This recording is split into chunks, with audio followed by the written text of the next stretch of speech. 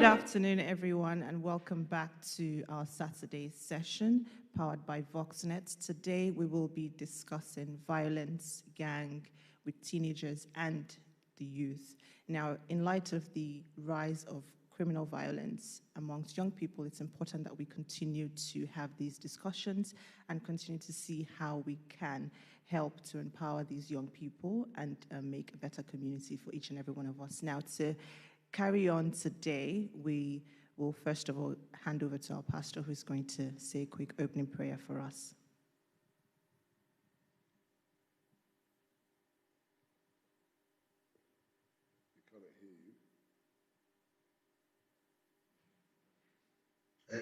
Diversity Watch and the VoxNet people and the CRA Nottingham that is powering this program. I want to thank our panelists for coming in today. I want to say thank you to Carl St. Paul. Good afternoon, Carl. Good afternoon. Nice to meet you. I want to say thank you to Emeka Ejiofor for joining us live. Carl is joining us from home. Emeka is here with us. So thank you for coming. And we are talking today about youth and teenage gangs, disengaging Black minority ethnic groups and youth and teenagers from crimes and gangs related activities. Brethren, I encourage you to please settle down and watch this, and especially our teenagers at home. And I believe that we'll all be blessed, and our community and our society will be the better for it. So before we start, can we just have a short prayer? Father, we want to say thank you for the privilege to be alive and well. Thank you for the organizers of this program. Thank you because this program is a program that is going to benefit our community and our city and our nation as a whole. Father, we also commit the speakers into your hands, that we will learn a lot from them, that will make our community a better and a safer place to live in. Thank you, Lord, for in Jesus' name we have prayed. Thank you once again. God bless. Thank you very much, Pastor. So with today's session, we will try to unravel some of the underlying issues that teenagers and young people face, and also to change the narrative among young people, as well as empowering parents, guardians, schools, and the community at large. Now, helping us with this today, we have our first guest joining me today, Emeka. Now, growing up as a Black British, he has been a victim of racism, both from peers and institutionally. He was a talented footballer and played for Derby County and Derby Boys at school level, where he learned about discipline and coercion. His first job was as a youth worker at Mackworth. From there, he has worked at several provisions, mainstream schools, and PRU as one of the mentors, and also facilitating creative writing workshops. And he's also a poet, a spoken word and performing artist. Now, after about 20 years of working with young people, he started his own enterprise called True Colors, which is a lifestyle brand. And the ethos is about being true to yourself, not following the crowd, embracing individual and cultural differences, and also acceptance over tolerance. He incorporates this ethos of True Colors into workshops in colleges, youths and provisions and PRUs around the Midlands and South Yorkshire on topics such as mental health, peer pressure, bullying, racism, xenophobia, knife crime, and also what it takes to make it. Now, True Colors is about focusing on positive reinforcement and finding out what is best for each individual, and also encouraging everyone to show their true colors. Thank you for joining us, Emeka. Thank you for having me. So joining us live online as well, we have Mr. Carl, who is of Caribbean heritage, born in West London. He's recently retired after 30 years of service in the London Fire Brigade, where he was a senior officer. He's a founding member of the Black and Ethnic Minority members of the British Fire Brigade. He's also one of the leading contributors in the fight against racism within the British Fire Service and beyond. He is a figurehead who helps to pave the way towards equality for Black and ethnic minority members. He's also represented countless Black and ethnic minority members in cases against harassment and bullying from colleagues and management within the workplace. He's currently serving as a magistrate in London, where he often comes across a lot of young people in the dock. Now, part of his magisterial remit includes the project called Your Life, Your Choice, where he speaks to classes of young people in schools about the consequences of ending up on the wrong side of the law. Thank you so much for joining us, Carl. Thank you. Okay, so going into the questions today. I'll start off with Emeka. I know you said that you have been you've played football with Derby County, and you've been able to learn that cohesion and discipline. But along the side, you've also still experienced bullying of some sort, but you also had some mentors help you along the way. So what would you say the role of a family structure is, of a mentor is, in the life of a young person? Well, first and foremost, it's guidance. I think that's really important as a young person, because obviously, when you've got people around you of your peers that are doing certain things, there are certain peer pressures that people fall to. But if you've got somebody who's older, who's lived it, who's experienced it, who's come out the other side, which I had when I was playing football, you tend to listen to those people a lot more. So I truly believe that. We need people like that, especially when you're younger. But also when you are younger, we know we like to listen to ourselves. We don't like to listen to other people. And sometimes you do have to make those mistakes. And then that person says, well, I told you so. And that's kind of what happened to me. But then you learn quickly and then you develop. That's if you're open to listening, though. And you have to be open to listening as well. Fantastic. Thank you very much. So it's definitely not just the part of the mentor or the parents, so being willing and open to listen as a young person. Yeah. I'll direct this question to Mr. Carl as well. What's your take on this? What do you think the role of a family structure or a mentor is in the life of a young person?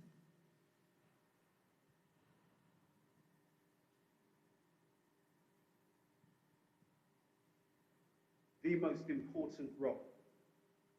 In terms of bringing young children into this world and bringing them up within a loving family surrounding, where they are socializing, where they are learning about life, learning about what's right from wrong, being told when they have done wrong, and being able to acknowledge when they have done wrong is probably the most important thing, because it's what starts a young person out in life.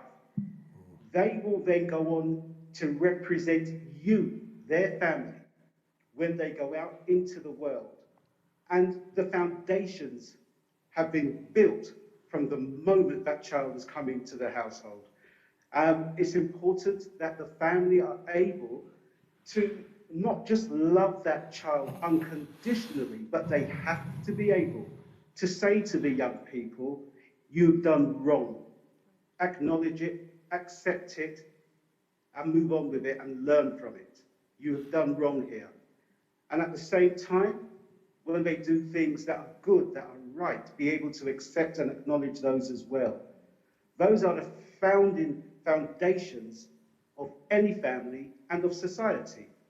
And our young people, if they come from a good background, such as that, they will thrive. They will not be led astray, because their characters will grow, because they've been formulated in the correct way from source, from the very beginning.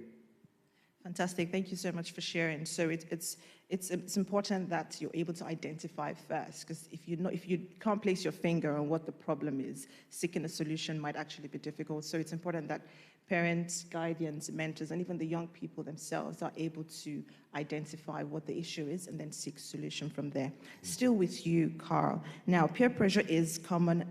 It's a very common issue amongst young people today, as they tend to seek validation and acceptance from their peers.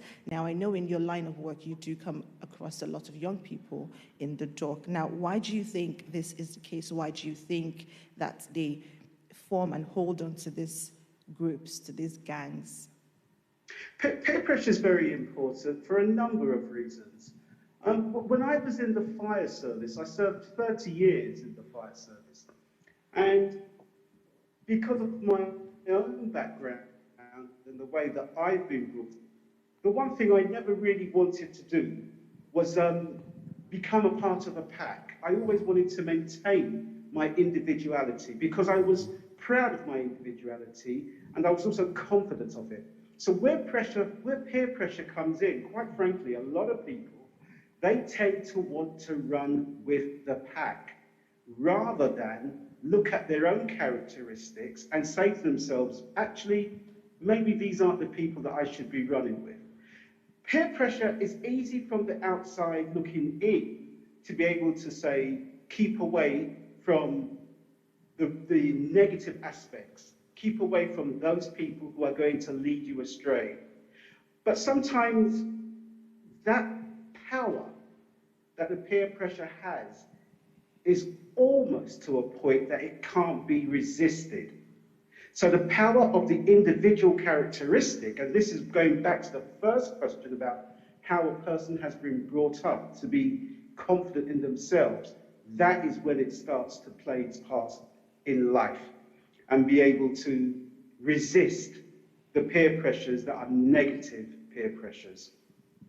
Fantastic. Thank you so much. So, I mean, it's definitely something a lot of young people struggle with. At the same time, a lot of young people feel the need to carry knives to protect themselves. Now, I'll put this question to you, Emeka. Why do you think this has become the case, and what steps do you think need to be taken to ensure a sense of security and protection for such young people who feel the need to, put a knife in their pocket just to ensure that they are protected from, foreseeable harm? I think that's a good question, but it goes back to similar to what Carl said as well. These questions all intertwine with each other because you've got your family network, then you've got the group, and the peer pressure is a massive thing about that. That's one side of it, because if you're rolling with a group of lads that are all carrying weapons, and they'll be asking you, why are you not carrying one yourself? And the young person will be like, well, I don't feel I need to. Well, you should, because if you're with us, you roll. And this is how it happens a lot. And then the other side is, it is 100% for protection. Some people feel fear when they leave their house. I've worked with young people like this in the district where they feel they don't feel comfortable leaving the house without some form of weapon on them, some form of knife, because they've been stabbed before, their friend's been stabbed before. So it's the whole matter of different things. But one of the biggest things to me, I think, is the peer pressure is the biggest thing for when it comes to guys pushing other people to do it. If it's not in your character, as Carl said earlier, if you've got a good upbringing and you've been taught these family values and you've got your mother and father there who are going to be like those role models for you, then he's going to tell you, don't be silly, son, put that knife down and don't take it out with you. Well, if you haven't got that, you're going to go free. You can go into the kitchen, and this is what a lot of young guys have seen. They've gone into the kitchen, picked out the first sharp knife they've seen, put it in their pocket, and the mum said, put it away. They told them to do one and gone, because they've not had that person to sort of, not saying physically restrain them, but, give them that example. Look, I went there, I used to do this. It's not the right way. It's not the right path. So a role model is massive in that as well. But at the same time, peer pressure is another thing where we need to get young people, as Carl was saying, to try to think for themselves. And this is another reason why I started True Colours. It's about being true to who you are as opposed to following the crowd. And I'm trying to get more people to try to think outside of their own realm. It's hard. It's very difficult at times because you want to feel popular amongst the group. You want to feel like, some people use it as, if you don't do this, then you're not a liked person. But once you know yourself and once you know what type of person you are, then those things can't affect you.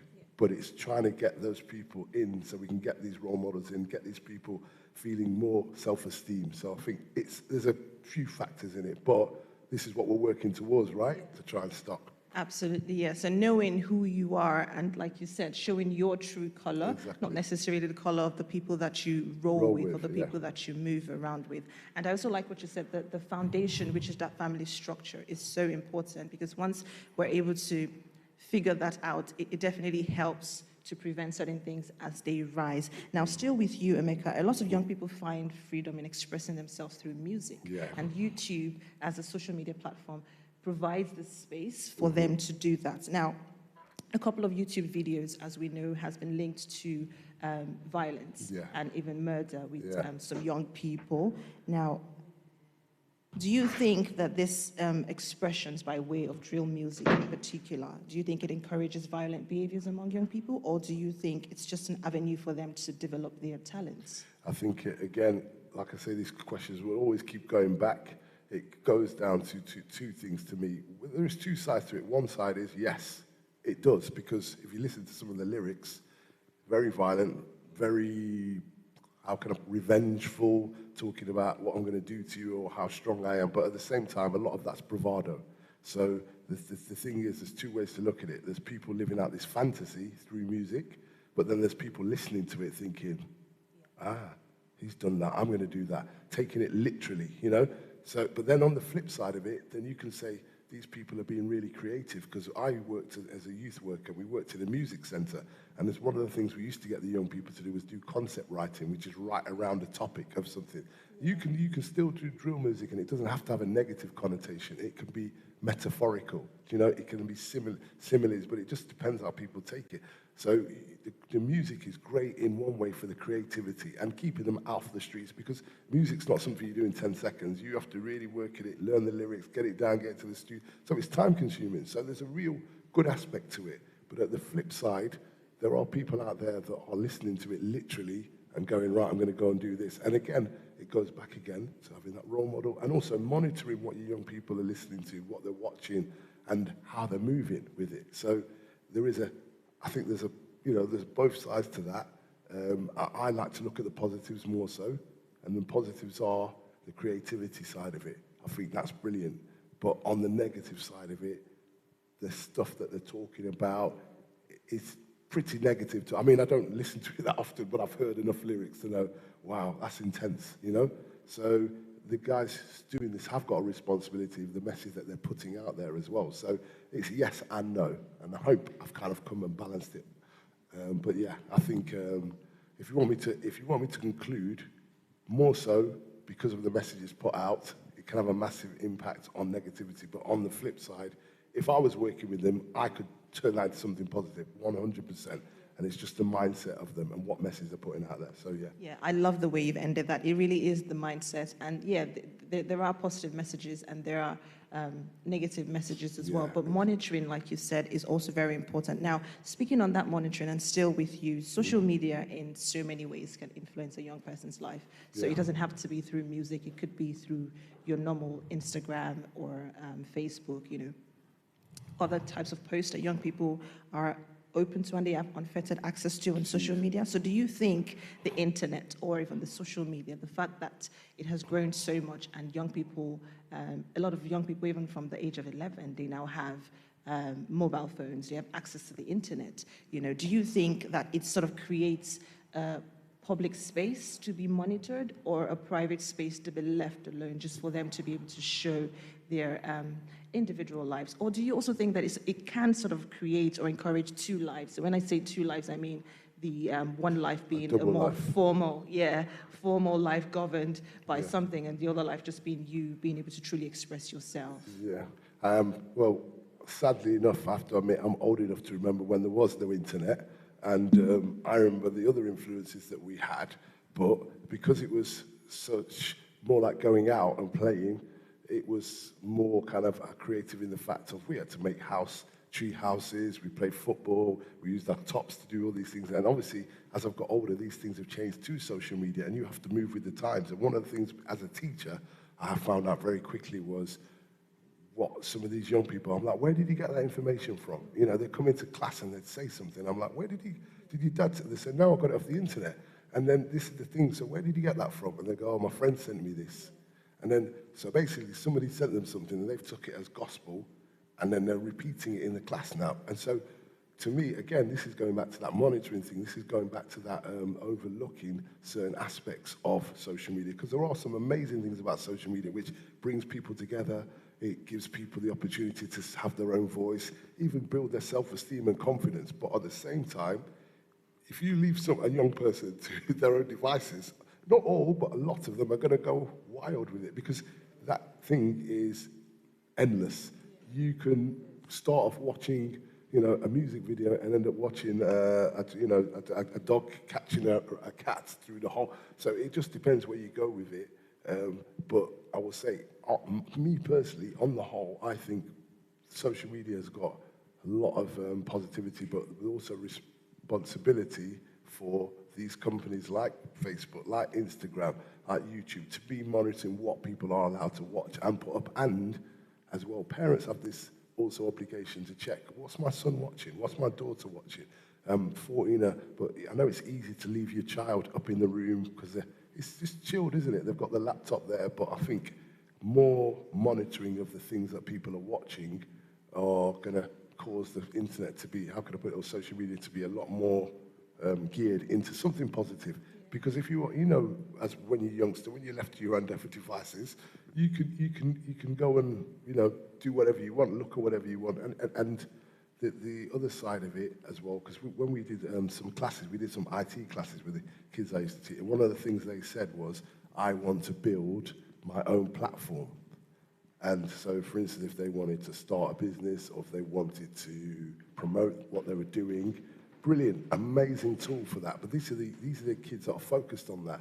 We're talking about this is open to anybody and everybody.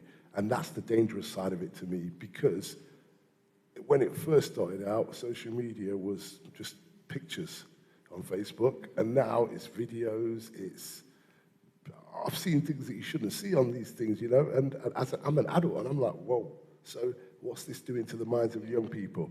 So it's, again, like the other question, I like to look at two sides of things. I like to see the good, I like to see the bad. Well, I prefer to see the good over the bad, but the bad, if you want me to conclude, is that they are left to their own devices, and they should be monitored more, and I think there should be caps on what people can watch and go into. We have at our school restrictions, and they have to ask the teacher or the tutor permission to go onto it, then we look at what it is, and then we let them onto it. And I think that should be implemented a lot more so that we can get, I'm not saying to control them, but just so that we have an idea of what they're looking at and where they're getting these things from. So, yeah, the internet is great for that. The fact that you can be creative, you can broaden your network, and you can put out a positive message, but at the same time, if it's in the wrong hands, wow, you know. So I think monitoring it and more restrictions on social media, that would give us a better scope of an all-round positive image. I hope that's answered some of your questions. Yeah, definitely. I do agree with you. Now, like you said, it is an endless space that we have now, and I think there's also a fine line between monitoring and controlling. Yes, so exactly. if we're able to balance. If we're able to balance it, then you know, we should be able to have, I guess, more positives over the negatives, because in everything that in life, to be honest, you can use stuff for different reasons. So you can get the positive, the advantage out of something, and also use it for, you know, what it's not for. Just to let our viewers know, we're having a little bit of issue with our second speaker. Once that's resolved, we'll have him back joining us for today's session. And also to let our speakers know that you can send in your questions. If you go into slido.com, the code to be able to send in your questions there is 51241. So you can send in whatever questions you have so we can take them today. Now, speaking of monitoring, it looks like it's still going. Speaking of monitoring, do you think, or what practical ways do you think parents can actually achieve this, or even schools as well? What practical ways do you think they can sort of help or do something with regards to this? Two things. One, take an interest in what your child is doing, for one. Don't just shove them up in the room and then give them their dinner and then leave them to their laps. Have a look, go up to see what they're doing. It's not just about the homework. Like, what's my son up to? What's my daughter up to? Because, again, I'm only talking because I've been on the other side where I've done family visits to houses, and I've asked them, like, do you know what your son or daughter's up to? They go, oh, he's up in his room just chilling. So they don't even really know. So that's one thing that I think could really help. And also the schools taking more of an interest of the pupils outside of the school, because I don't believe that school is just about 9 till 3 o'clock or 4. It should be, because these are your people that you've got for years, and actually you're with them more than the parents are, you know? So you're massive, the teachers are massive. I've said this before,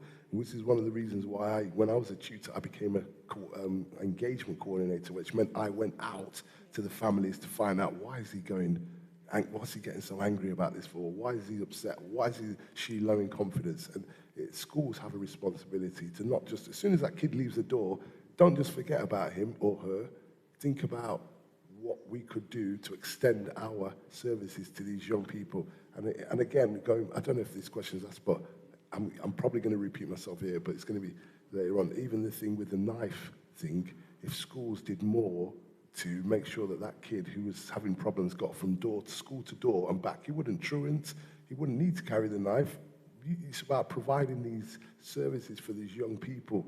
But I feel, I'm not just picking on the schools here, but it's just because I've worked in education and I've seen the problems, because some of these problems are quite easily solved, but it's having schools having more interest, not just the parents, because I say some of the parents are, some of the teachers are with kids more than the parents are.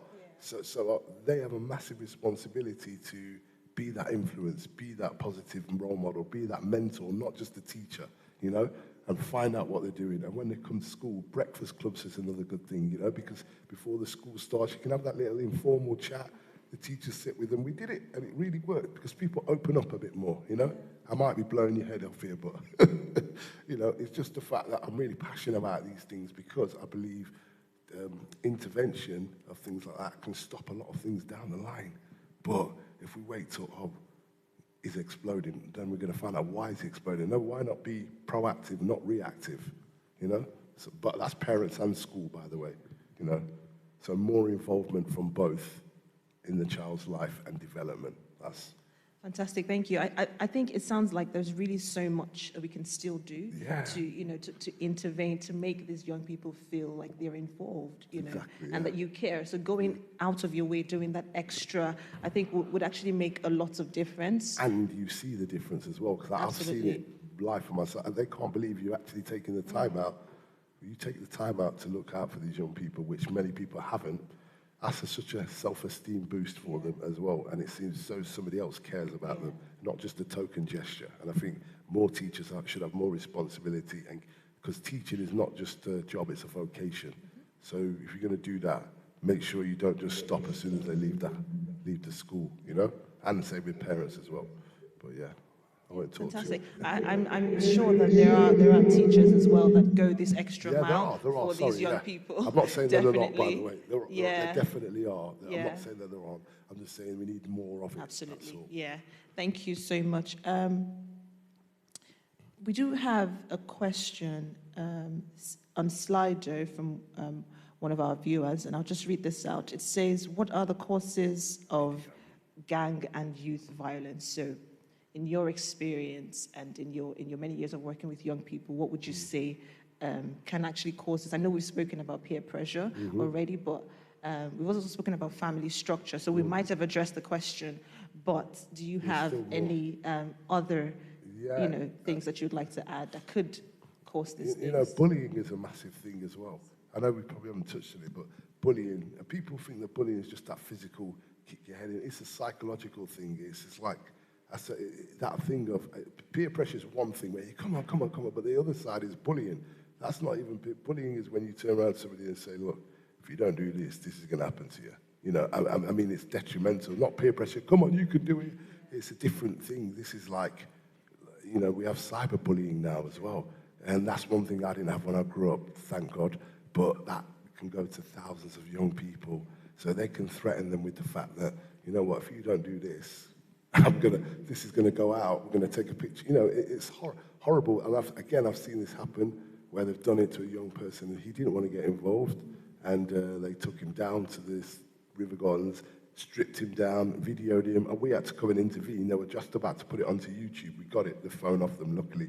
But that young person, never the same after that. And he changed because he didn't want that anymore. So he just literally followed the crowd, So I think bullying is something that, again, schools, youth provisions, if they're young offenders as well, those people getting involved with these people, but also treat each person individually, not all the same. And I think that is what, as a young person, I would have struggled with, and I think a lot of young people do, where you just tarnish them all with the same brush, and everybody's got different problems for different reasons. And it's, again, going back to that thing, finding out a bit more about them and finding out why they wanted to join this gang in the first place. Because you see in the media and the paper, they just label thugs. They don't know that this kid might be the son of a doctor, or it's assuming that they're from bad background. Not all the time, there are a lot, but not always. It's just like you say, sometimes it's that bullying thing, sometimes it's that thing, I want to please you, I want you to think I'm cool, I want you to think I'm a bad man. And unfortunately, there's a lot of people that do go that way because it's easier than going against the grain. It's a lot easier. And we've all done it to a certain extent in some way, shape or form. We do it at work, we do it at school, we do it.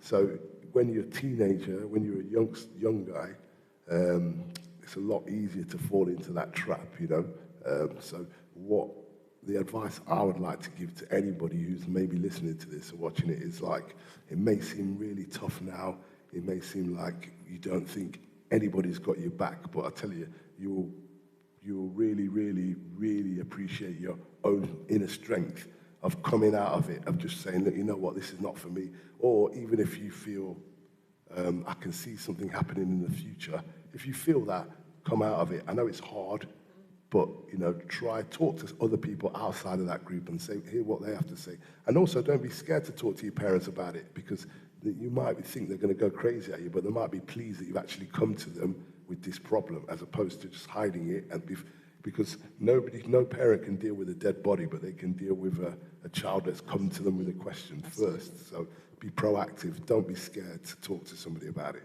if you feel scared. And there's nothing wrong with being scared either, because that's an emotion which is only natural to human beings, and it actually makes you a strong person for showing your weakness. But sometimes the weakest people try to show they're really strong when they're not.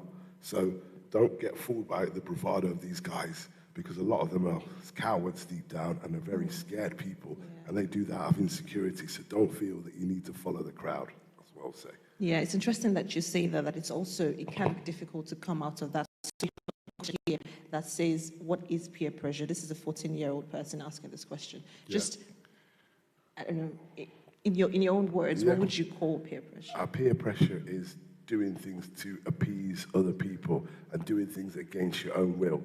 That is peer pressure. You don't feel, if something doesn't feel natural to you, if it doesn't feel right to you, and people are going, go on, do it. That's peer pressure. You don't need to do it because other people are telling you to do it. It might feel like, oh yeah, if I do that, they'll stop bullying me, or they'll stop, but the line doesn't stop there. It's just the next step and the next step. And you know what I always say? The most powerful word you can use in this world is no. It's so powerful. That's all we've got sometimes. Somebody says something to you, you might get a beating there and then, but you're out of it after that, So peer pressure to me is doing something against your own will, forced on by the social group that you're within. That's how I think that answers the question. So I'll direct this next question to Carl. We have him back. Yes. Now, there is a claim that there are fewer police officers on the streets, and the police engagement with the community, with young people, is somewhat missing. Now, we know that there is a current increase in police funding across the country, with about 20,000 police officers to be recruited by March 2021. Now, this means that there will be more police officers tackling crime on the streets and, trying to make people safer in their communities. Now, in your own understanding, do you think that recruiting this amount of police officers or having more presence on the streets, do you think this is a solution to the problem that we have, or sort of fostering a better relationship with these police officers and young people?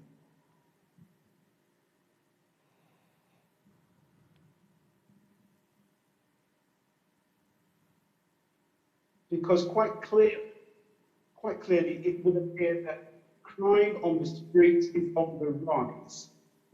So the police, and it's a funny number, 20,000, because 20,000 were actually taken away under Theresa May's government. And so they're literally putting right what they did wrong in the first place, but that's maybe for another time. We have to ask, what is the motive of putting more police back on the beat? Is it to reduce crime, Or are these people coming back into the service with the message of we have to understand and engage with our communities in order to foster a better relationship?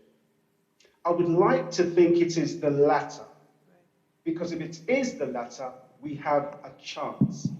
If it's not, and it's all about arrest rates bringing the crimes down, which is obvious, but if it's just about arrest rates, then it's not really going to solve anything, because I think what it will do, it will just make the youth more opposed to the police. Yes, we've got 20,000 more police officers in the forces across the country, but no, we haven't got any better at engaging. So it really depends on what the message is, what it is the government and the police forces are going to try to do. If they are smart, they will try to engage with their communities. They will try to understand their communities. They will try to work with their communities and get trust. If they can have trust within those communities, we really do stand a chance of moving on. But if we don't get that trust, we're going to be in trouble. Can I ask Carl a question? Is that okay? Yeah, absolutely. Carl, I want to ask you, do you not think, you talked about police in the communities.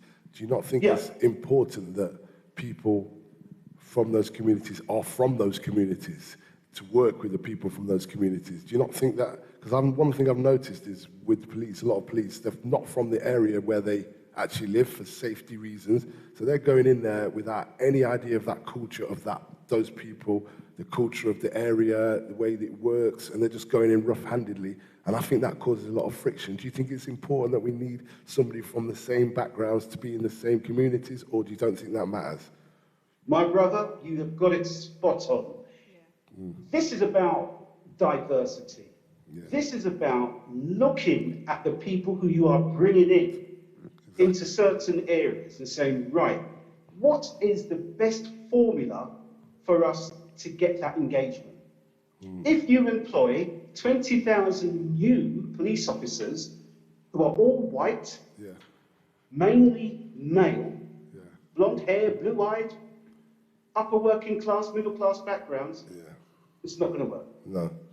But as you've just said, if you have a diverse makeup and people, especially from within those communities, that has got to be a smart way to approach the new amount of police officers coming onto the forces around the country.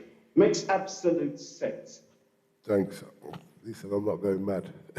Yeah, thank you. No, you're not. Thank you for that contribution. No I think that's really spot on. Now, still with you, Carl, we spoke about this earlier on, but I'd just like to get your input on this as well.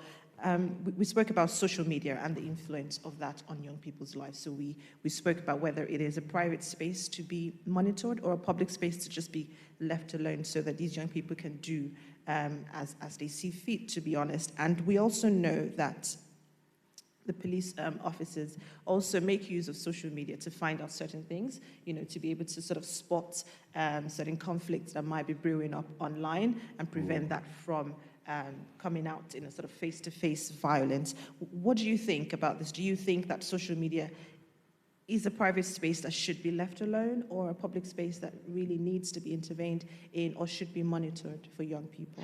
I think ideally, and it's a very important word, that ideally it should be left alone. Right. Practically and realistically, there is an argument for it to be monitored. Okay. Because if you leave it alone, it can't be managed and anything can go down. I mean, we are talking about youth violence today, but even things such as young girls being pressured, being groomed online. These are areas that if they are not checked, if they're not, for a better word, policed, it's a free-for-all.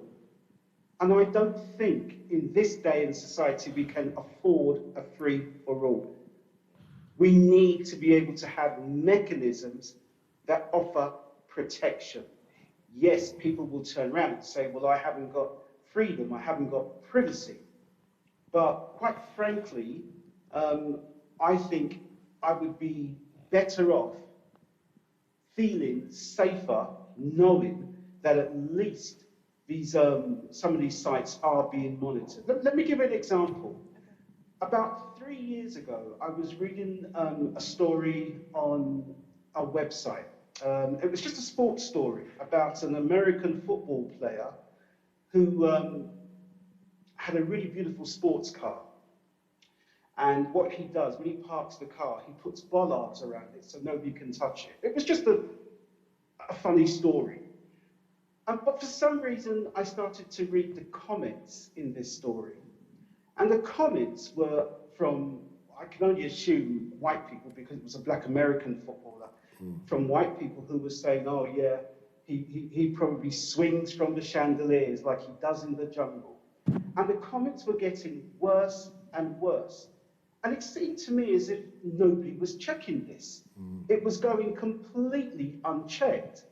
And so I sent an email to the company, who I won't name, but I sent an email to that company and I said, you need to check the comment section of this story because there's a lot of racist abuse taking place right now. And it's disgusting and it needs to be managed and taken down. And that's exactly what they did. They did take it down. But I thought to myself, if all these websites on social media aren't being managed, then how on earth are we going to stop things like online racism and bullying and harassment? How are we going to stop it? So there's the question. Yeah. I mean, it is a question with a question. Thank you, Carl. I mean, Emeka mentioned as well that it definitely has to be monitored, but I did say that there is a fine line between monitoring and controlling, but there is, I mean... It's the companies as well, though. It's up to the companies, Facebook, Instagram. They need to get people in there that are monitoring these things like they would because if you put certain things up, I've noticed, if you say something against gay people, they'll be on you straight away. Transphobic people, they'll be on you straight away. But somehow you see so many racist comments, and yet they seem to slide. But this goes back to the people behind them. They're not diverse, because if they were black and Asian, they would feel it, but they're probably thinking, oh, it's all right. And probably some of them use those sayings themselves as well. So that's probably why they're not bothered about it until you point it out to them. Then they think, right, we have to do something. But their priority isn't that. And that's what needs to change. So diversity all the way through, you know, and representation, so people can see, now that's wrong. You shouldn't be putting that up there, because I think a lot of people just brush it under the tape, under the carpet. So yeah, so as well as the companies, even like the example you gave, Carl, we all have that responsibility. So when we spot something, we should be able to speak up about it, you know, and take it to the, you know, appropriate authority. Now we have a question from a young person as well, still on this topic. So this question says, my mom monitors my phone. Do you think this is right or wrong? I'll put that question to you. What answers her phone? Her mum monitors her phone. How old is she? Did she say? Oh yeah, this person's 14 years old. 14. Yeah. Well, I don't want to sound patronising to you, but I think your mum's doing it out of love and out of care, just to make sure that she thinks everything's okay. Because at 14, you are still very vulnerable at that age, even though you may feel that you know everything and you're fully aware of the world. We're still learning up till this day. I'm still learning up till this day. So I think your mother is doing that. It's better that she is overprotective than under, I would say. I prefer somebody, as annoying as it is as a teenager, you feel like you haven't got any freedom or space, but it's just a parent being caring in the way of trying to make sure that you're okay. Or she may see something that you don't see. Like, oh, that's a bit of a warning sign. Who's this person? Why are they saying that? You know? You might just think it's something harmless. So you've got to look at it from the other way and see that she's doing it out of love, out of care, and also for your protection as well. That's the main thing, I'd say. So don't get mad at her. Yeah, okay. I hope that answers the question. So we'll move on to our questions, which I think the next question is very similar to one of the other questions we have here. So I'll read out the question. It says, what advice do you have for the Black and ethnic minority youth to disengage from crime and to become a good citizen? Is that for me? Yeah, I'll pass that to you. I don't want to be the voice of a reason here, but one of the things I say is be true to yourself. Again, I'm going back, and I'm not plugging because of my true colours, but it's again why I started it, because I want people to start thinking individually for themselves. You can still be cohesive, but think individually. And this is what people need to realise. It's not natural for you to think like me, for me to think like you, for you to think. It's not natural. Natural is for how we think individually. And if we've got our own brains and our own minds, as Carl was saying earlier, and again, that comes back to your upbringing, it comes back to the role models, it comes back to the mentors. If you've got that mindset of, right, I'm not going to let this, I don't think this is right, having a moral compass, if you know something is wrong deep down, don't go and do it, and then try and justify it because everybody else is doing it. Because I think that's what people do. When you go to football matches, there's people screaming all sorts of horrific things in front of their children. Yet, if you did it in a supermarket, they'd be like, that is disgusting, what are you doing? So why is it okay in one environment and not another? And the reason why it is because thousands of people are doing it. So when thousands of people are doing something, people seem to think that's an okay.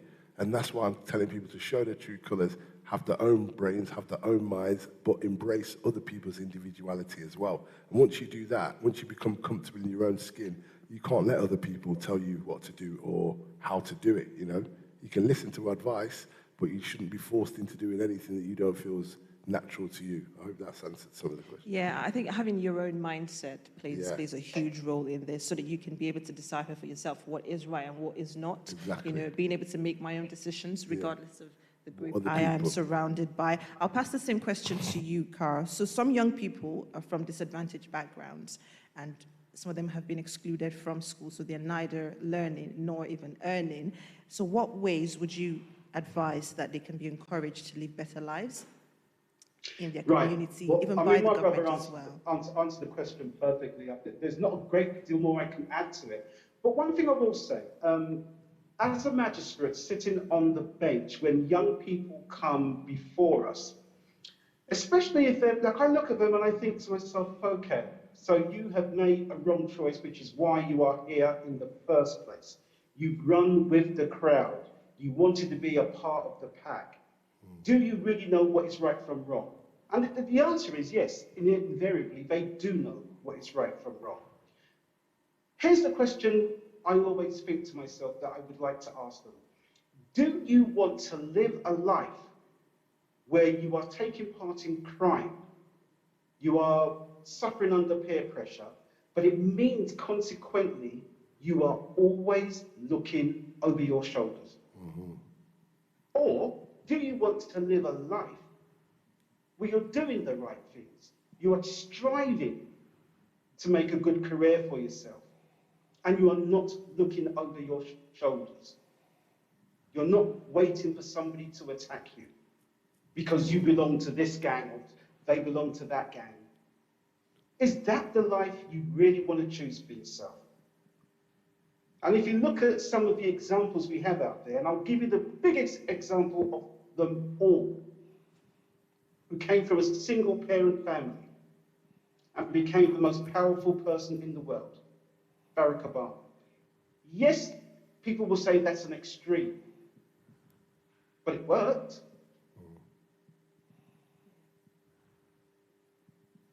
Yeah, okay, thank you. Thank you, Carl, for that. I mean, you are right. So there are so many things. Just being able to decide, know what's right from wrong, I think that helps you as an individual to be able to make up your mind to say, you know what, I'm not going to do this, I'm not going to do that. And I think it's back to what we spoke about earlier when we started off with the questions, having that solid foundation, being able to go up to your parents, not being scared to say, this is what's going on, what do you think? How can you help me? How can you advise me? Having that mentor, having that, responsible figure in your life that you can speak to. Can I just say something on that? Absolutely, go ahead.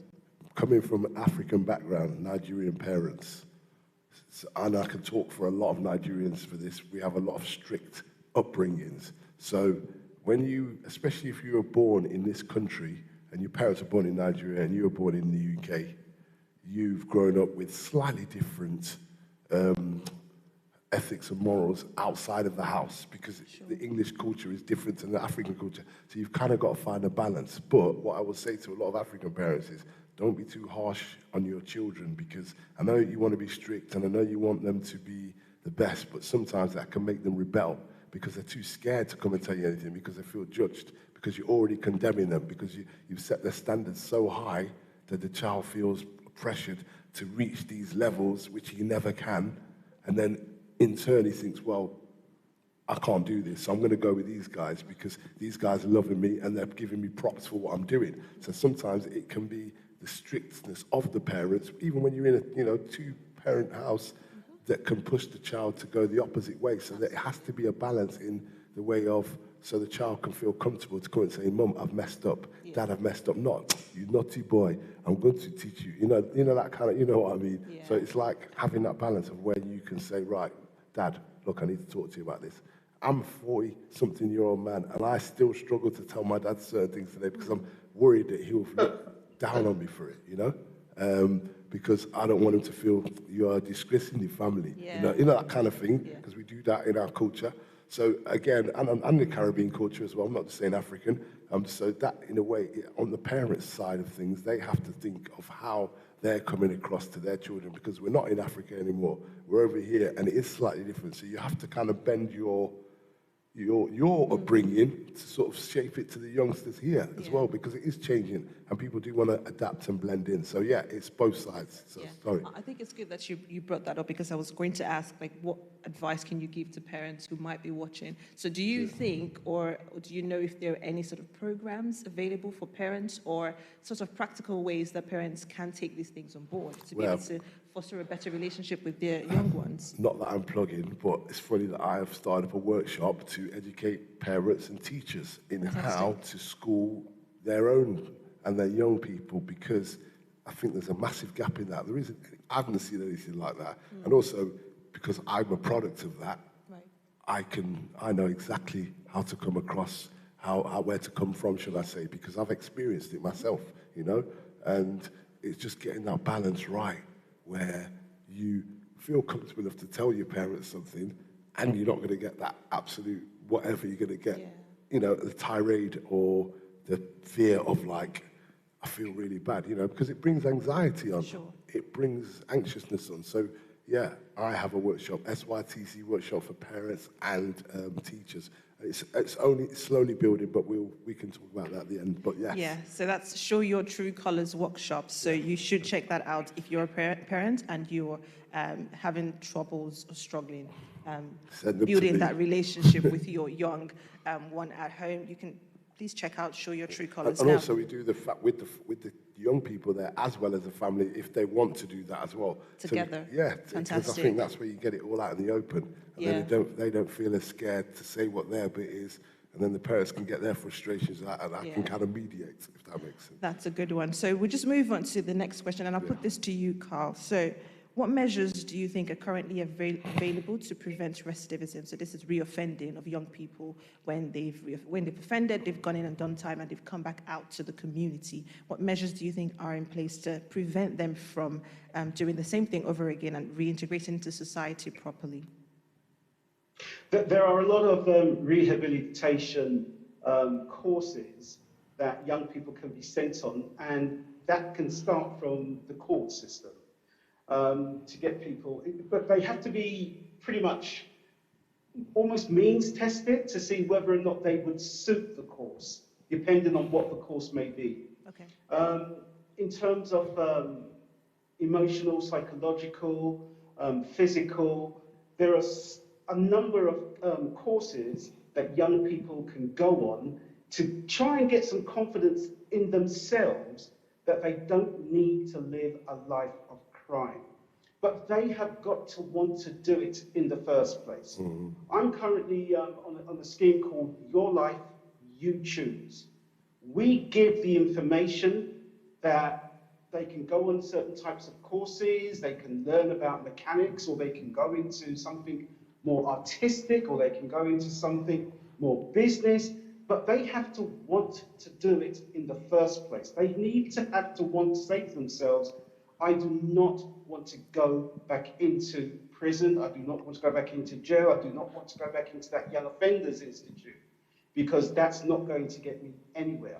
And if I'm going to make a life for myself, I need to start now. Because what young people, one of the things we tell young people as well, is even stealing a packet of crisps and get caught and have to go to court and found guilty. Do you know what the consequences of that could be? It could be that you don't get the opportunity to go abroad, for instance, to another country, because you have a criminal record. So your parents wanted to take you to Disneyland if you were so lucky. You wouldn't be able to go, believe it or not, because you've got a criminal record. That is not something that you want, because it will hold you back. There will be careers, certain careers that you just wouldn't be able to go into. I've been a firefighter for 30 years, but people with certain criminal records who might love to join the fire service, they wouldn't be able to do it because they've got a criminal record. So in terms of understanding the consequences of breaking the law in the first place, one of the things that is key to helping stop people reoffending is understanding that this offence that you committed may very well come back to bite you on the backside in the future. And lots of your dreams and aspirations are crushed already. But if you want to make a life for yourself, try not to get into trouble in the first place. And if you do get into trouble, try not to do it again. There are lots of partnership organisations with the police, other services. There's a course that I used to do called Prison Me No Way. And that was a course run by lots of partnership agencies that gave young people the opportunity to ask questions. How can I get into the fire service? How can I become a policeman? How can I get into banking? It just gave them positive messages.